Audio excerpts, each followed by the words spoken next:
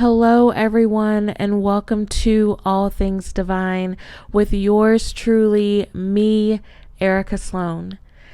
Today, we are going to talk about a topic that I'm not sure many families discuss anymore. But that's okay because we are going to be the change agents, and if it's not discussed, we are going to bring it up. So today we are talking about history and our ancestry. And I know that I did say that the next time you hear from me, we will be discussing the root chakra. And we actually are. We're starting on that. Why? Because we are getting to our roots. And I felt like this was the perfect topic to discuss when getting to the root of our roots, right?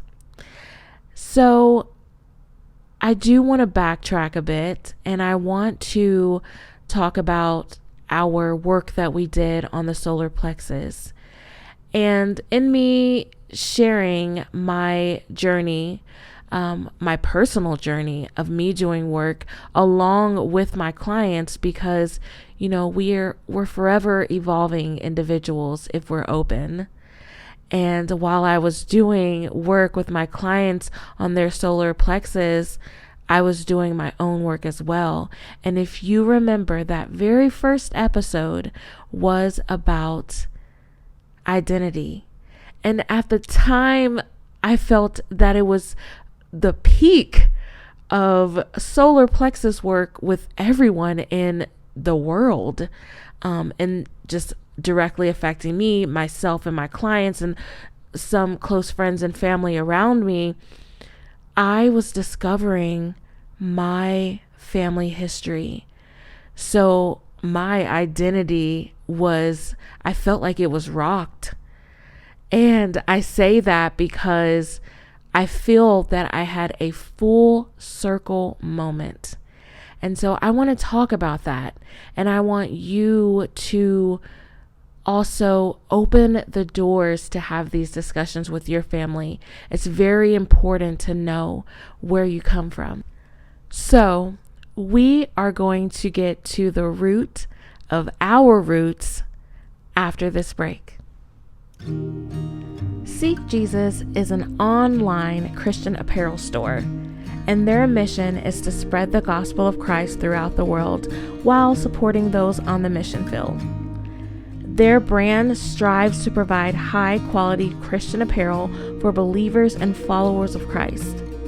A portion of all of their sales are donated towards several mission fields dedicated to serve and spread the gospel around the world. Let your clothing start a conversation. And while you're at it, go ahead and take 15% off your order at seekjesus.co. And our code is DivineSly15. See you on the website. One evening, I was having a deep conversation with my son. He's 19, and we talked about racism, microaggressive racism, stereotypes, and just a lot of things. It was such a great conversation. And one of the things that we brought up was the situation and some things that we saw online 2 years ago when the unfortunate incident happened with George Floyd. That was very traumatizing for the both of us because not only were we in lockdown, and we quickly learned that some people did not handle that well. But then when that situation happened and it was on film, the things that we read online and even saw on videos of people, just their racism was just coming out. And I told my son, the world shut down, so then you were left with yourself. There was no one that you could put on a show with. And then that horrible situation happened. And that situation brought out the true identity of the person that you look at every day.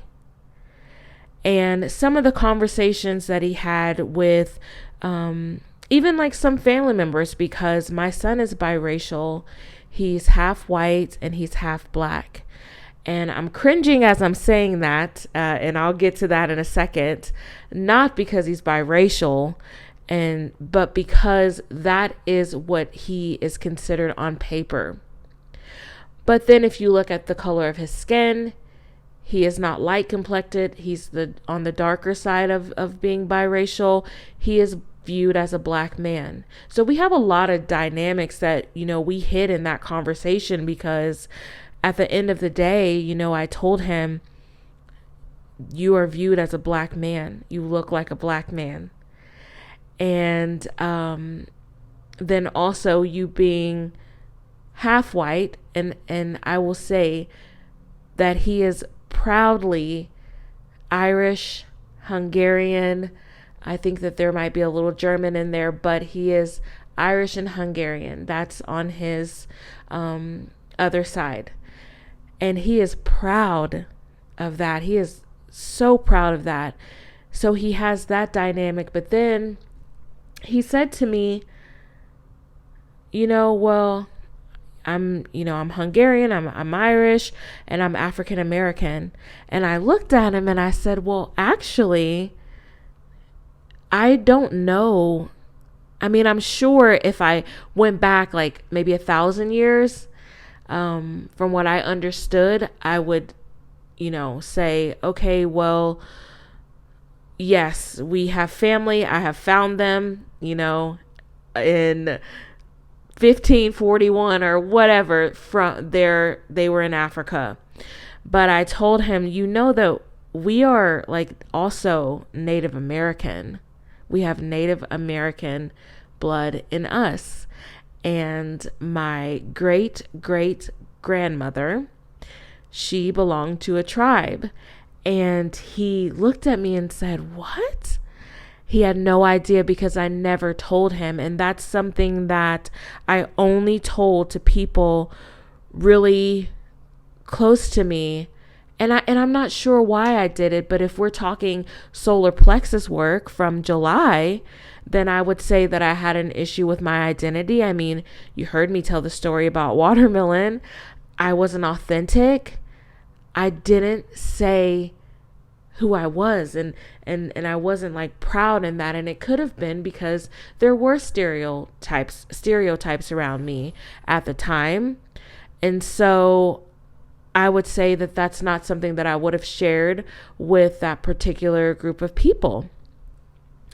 And I had to actually forgive myself for that, again, doing my own solar plexus work along with the clients that I worked with in July and certain friends and family members around me. It was just the height around the world I felt for solar plexus work. So of course I did my own, and I had to forgive myself for that, because I should have stood firm and said, this runs through my blood, and I'm proud. So when I told my son that, he was just like, he was excited, but he was just like, man, you didn't tell me any of that. And so then that's when the conversation got deeper. Well, I didn't tell you because, there, again, the factors that I just mentioned, but then also I wasn't really educated a lot on my family lineage. And that's just something that my grandmother would say to me as I was younger. She would, she didn't say it all the time, but she would always tell me, you're marked, because I actually had, I'm a Black American, but I actually had red hair, and it was only like at the top of my head. And so she would say that I was marked by my great grandma Lucy. And And I just didn't understand it. She would say, yes, you're marked. Like, and I wish that I could talk to my grandmother right now, because I would ask her so many questions. And I would just love to just phone up to heaven and just even have a laugh with her right now, because I'm sure she's probably listening to me and thinking, well, you should have listened to everything I told you. Now here you are.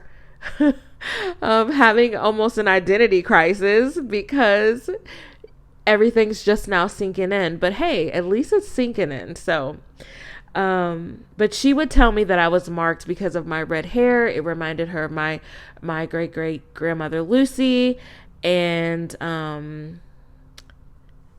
she would say, you know, she was Native American. She belonged to a tribe, and I would hear little stories about her, but no one knew the tribe. And the only person that knew the tribe, he is no longer with us. He's my great grandfather.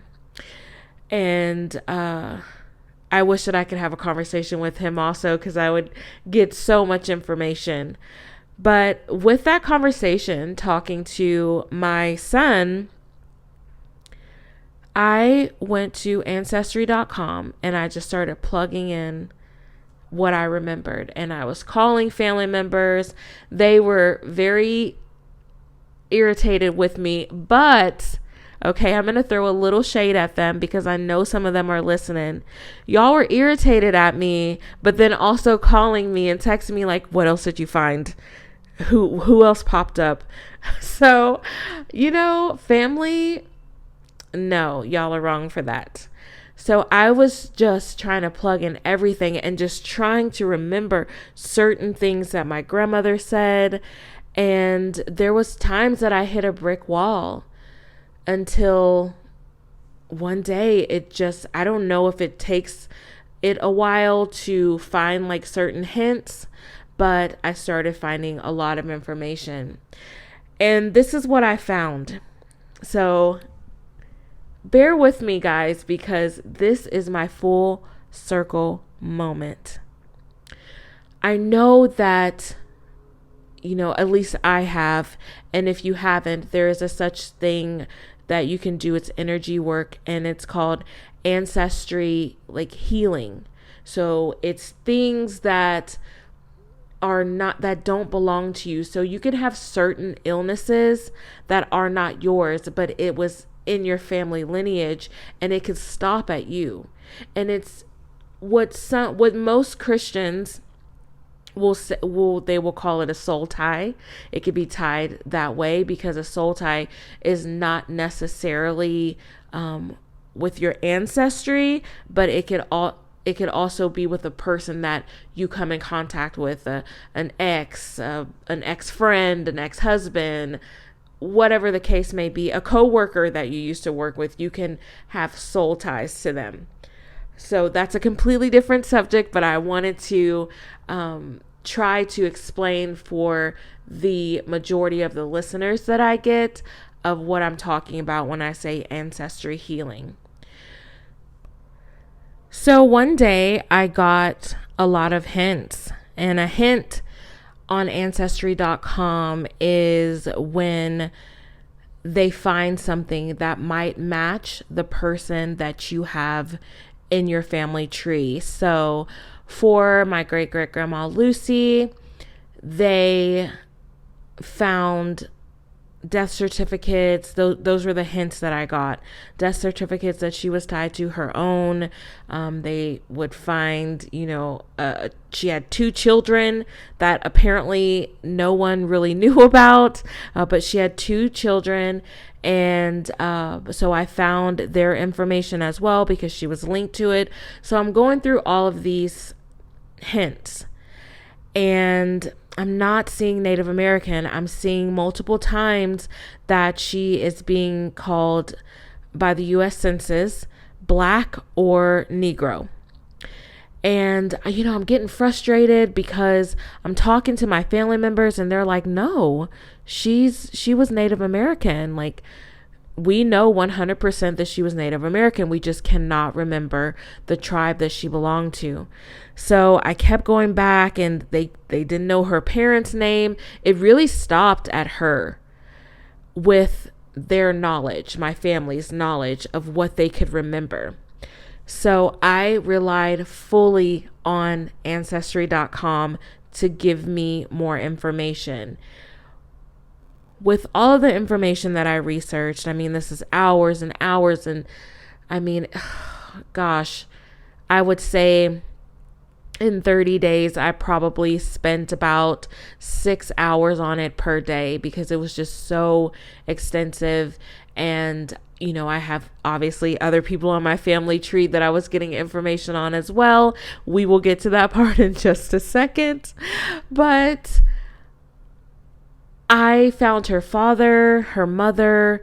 They're all buried in the same cemetery. Actually, there's a particular cemetery that 95% of my family's in.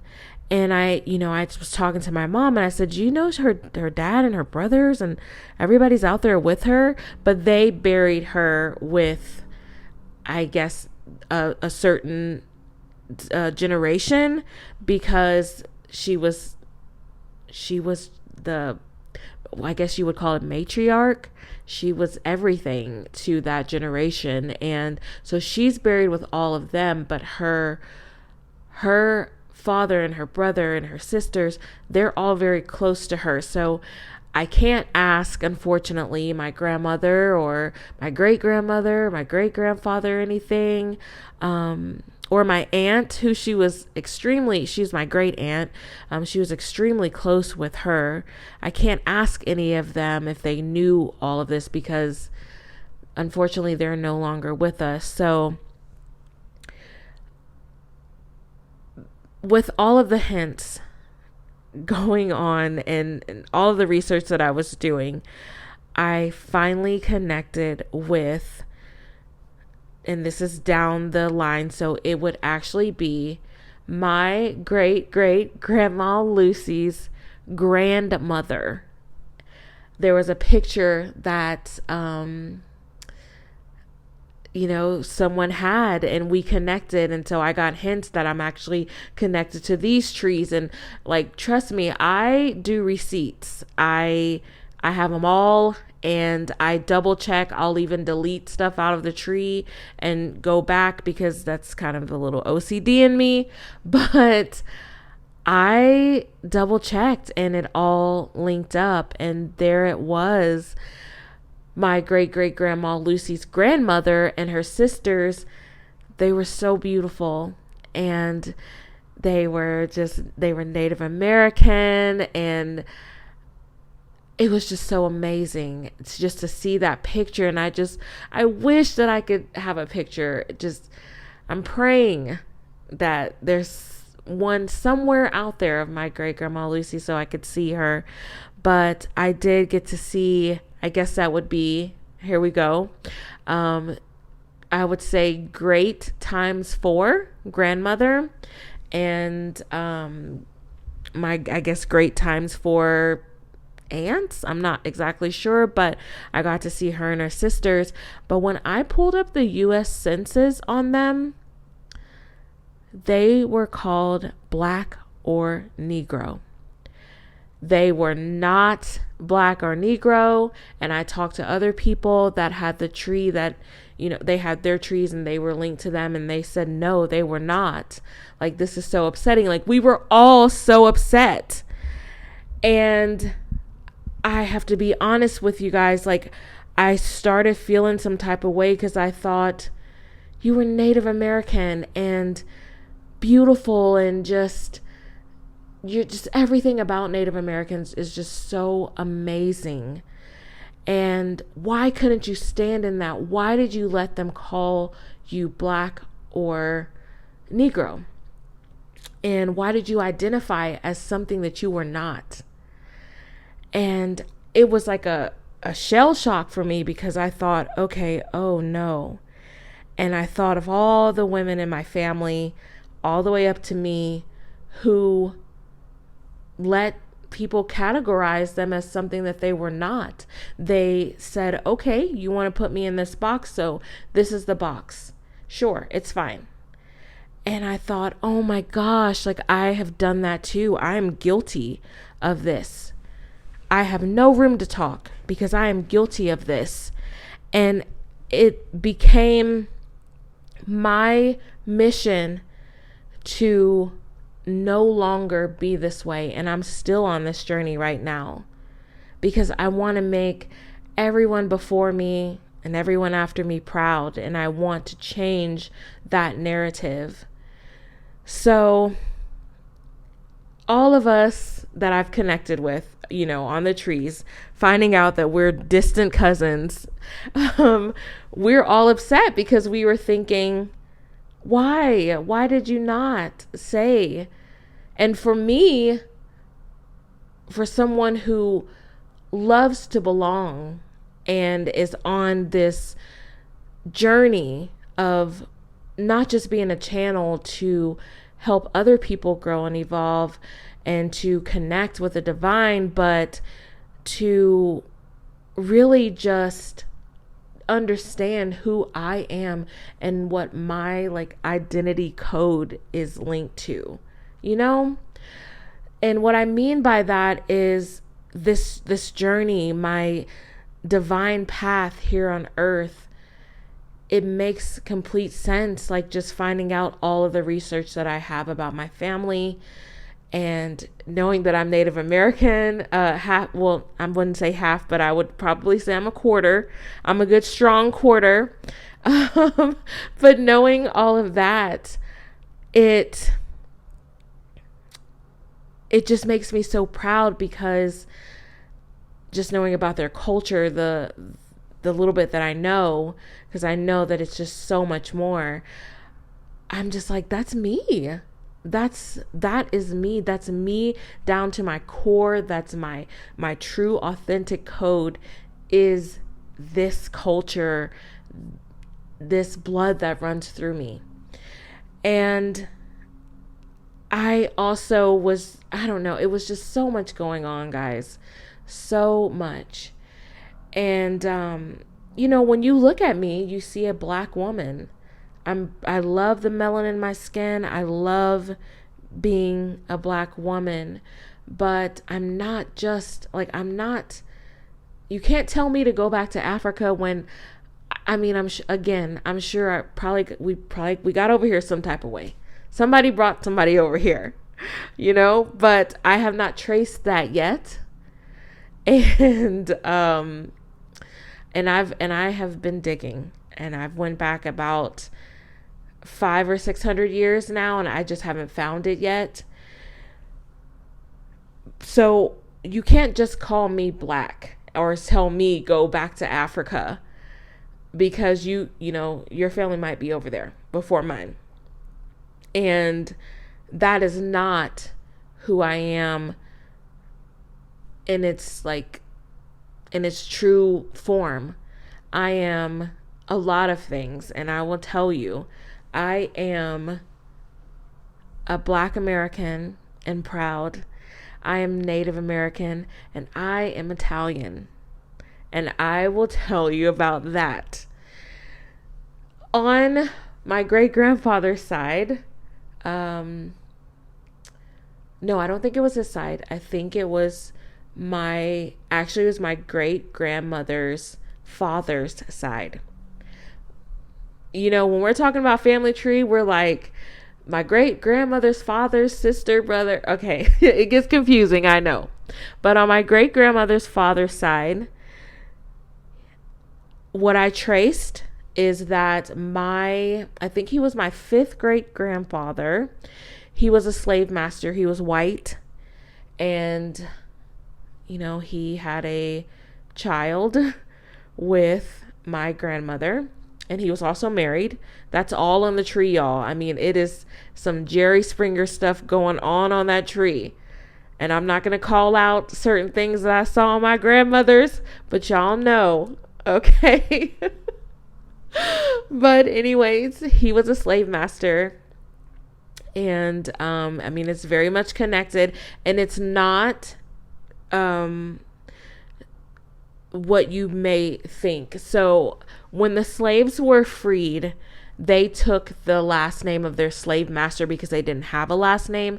This was not, I mean, this was the case with some of the slaves there, but this was not the case in my situation. He actually had a child with my grandmother. Not my mom's mom, but with my, I guess it would be my fifth grandmother.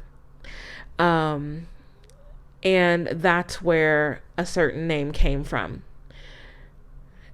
And so, although he had this, my fifth great grandfather, he had this obsession with slaves, and he would never sell them. He just kept buying them, and he would have them on like these, trying to think here. He would build like these little huts for them. So, but like 2 whole families would sit in those huts. So when the slaves were freed, he actually had over 100. And it was him and his son. And his son was just really just not a good person at all. And his son actually had a different last name than him. So I'm looking at his mom a little side-eyed. But anyways, I'm kidding around because I actually have a different, I had a different last name than my dad, but he's very much my dad. So that could have been the situation. But so this man, the slave owner, his family came over from Italy. Like I saw their I called them boarding passes because they were little documents of when they came over. But I saw all of that. So you have a white man who mixes with a black woman. She's black. The slaves are freed. She gets pushed into the black communities. She then she has a child with a black man, and then that, everybody's breeding and staying within their race. So then you have that dynamic, and then you have on this other side some Native American that were pushed out of their community. They wanted it to be Cherokee, Texas. That's where she was, and they were pushed out. We don't have to talk about Sand Creek, the Sand Creek massacre, or the Trail of Tears. We can talk about all of that, but unfortunately we don't have that much time. But they were pushed out of their communities, pushed into the black communities, and you have a Native American that was not that educated, and they didn't know. Like I was talking to someone who is on a reserve, a Native American reserve, and I told him, there's nothing that I can do because I want to just have the document so that I can come on to this reserve, because I want to learn everything about Native Americans so that I can put that also into my life's work, my practice, my legacy, and that I can pick that back up and have that going forward for the next generation so that they know who they are. And I was upset because I was like, I don't have any paperwork to prove that I'm this way. They didn't know that they could put themselves on a registry. They were told that they have to be black or Negro, whichever word they were using that year for the census. They were told that they have to put down one of those because they were darker. And that's so unfair. And it's unfair to me and everyone after me, because it set this tone and this energy to be in this box and just stay under the radar. And what if they want to call you black, or if they want to say you're African American, or say you can only do X, Y, and Z, then okay, that's all that you do. You don't do any better than them. You don't, obviously you don't do worse. You just stay under the radar. So it created this whole pattern from generation to generation of women being that way until, I don't want to say just me, because I actually have some cousins that they have businesses, they're doctors. I mean, we've got some serious black girl magic going on around here. Or should I say black girl / Native American / Italian magic going on. Because I'm not just the change agent, but the generation of females, me, I think I might be the oldest actually of the females. I might be. But anyways, so me and there's like 2 cousins of mine that live in Texas. Well, actually, all of them live in Texas. But my cousins that live in Texas, yes, they have a lot going on. They're very successful, and you know, we are change agents. We are changing the narrative. And in the meantime, I am embracing all that I can learn without being able to physically go and really sit with a chief. And I mean, I'm hoping that I can one day. And I'm starting to develop some really good relationships, because what I found out is, well, as much as I found out, is that my great great grandmother she's either Cherokee or she's, I might pronounce this wrong, but I think it's Towaconi. I think that's how you say it. I'm not exactly sure. So I am telling you all of this because it's so important that we get to the root of our roots.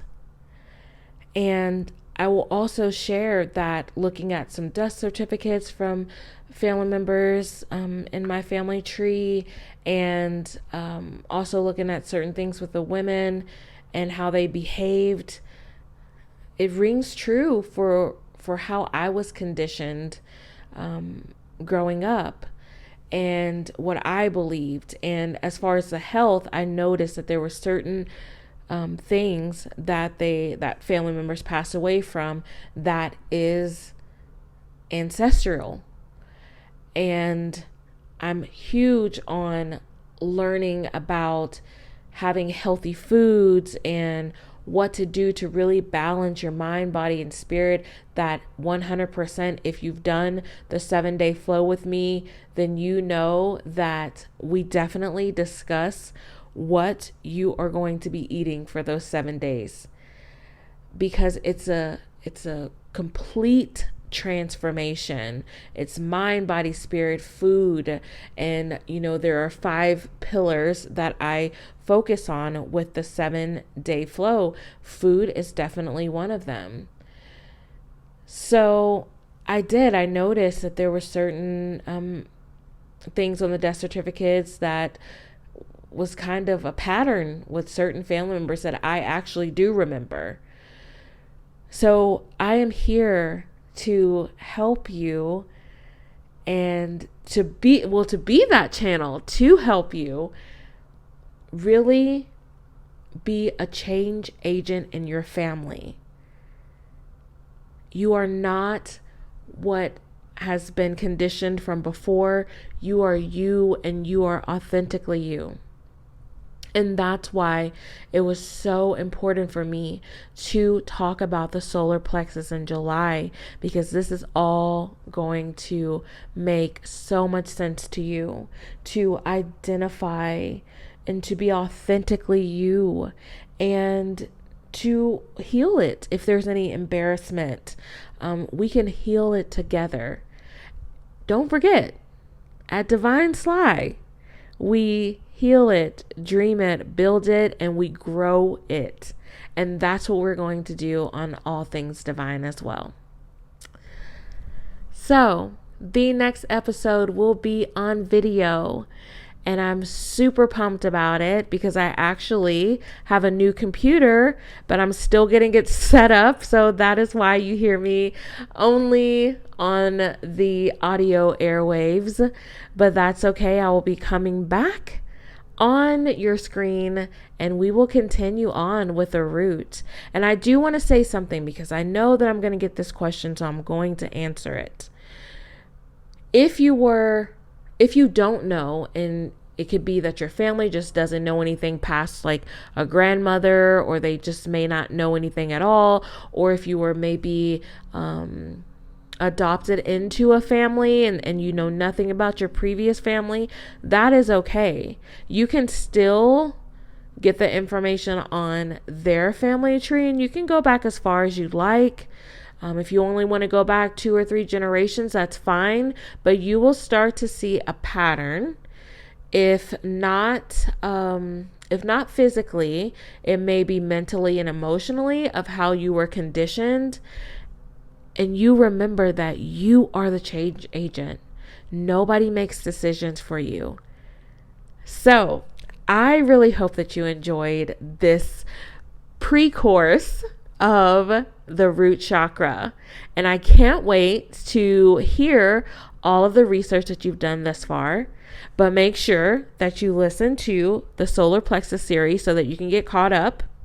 And we have, I'll say them in order.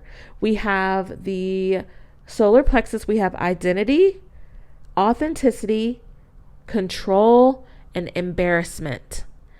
So listen to all of those, get caught up, do your homework on getting to the root of your roots, and I will see you next Tuesday when we start diving deep into the root chakra, also known as Muladhara. Have a great week, everyone.